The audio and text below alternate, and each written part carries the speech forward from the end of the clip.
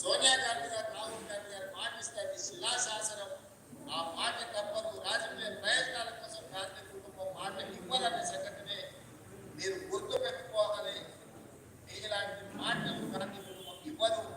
ఈరోజు మనమందరం శ్రీ మల్లికార్జున ఖర్గే గారు, సోనియా గాంధీ, శ్రీ రాహుల్ గాంధీ గారిని మీ అందరి తరఫున, తెలంగాణ రాష్ట్ర రైతాంగం తరఫున వారికి కృతజ్ఞతలు తెలియజేసే ఏకగ్రీవ తీర్మానం మనం ఈ సమావేశంలో ప్రవేశపెడుతున్నాం.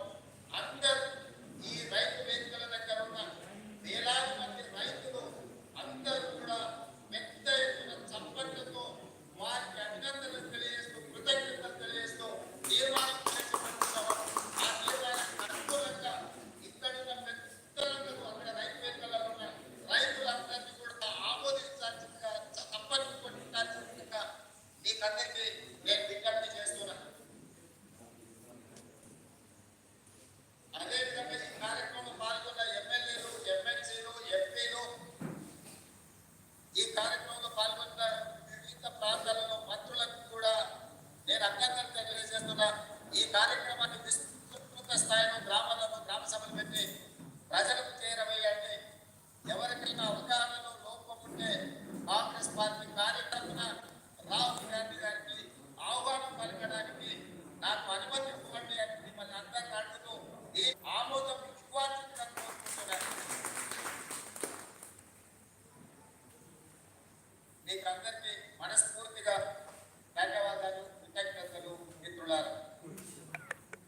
అందరికీ నమస్కారం. ఈ బృహత్తర కార్యక్రమం, చారిత్రక కార్యక్రమం భారతదేశ రాజకీయాల్లో, తెలంగాణ రాజకీయ చరిత్రలో మన ప్రభుత్వానికి, మన ముఖ్యమంత్రి రేవంత్ రెడ్డి గారికి దక్కటం రైతుల తరఫున, రైతాంగం తరఫున ధన్యవాదాలు తెలియజేస్తూ, ఈ గంటలో 4ంటికి మా దారులు తీసుకొచ్చి వెంకటచంద్ర గారికి, మోహన్ దాస్ గారికి, శ్రీహరి గారికి పెట్టాము. ఏ బ్యాంకులో ఏ సంఘటన కూడా నెగిటివ్గా ఈ ప్రభుత్వానికి రాలేదు. ప్రతి పైసా రైతు చేతిలోకి వెళ్ళేటట్టుగా మీరు మాటించారు.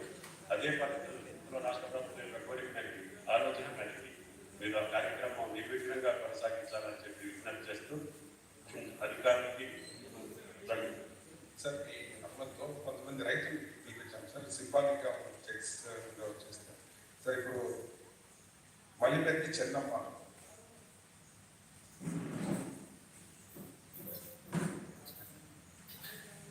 అందరూ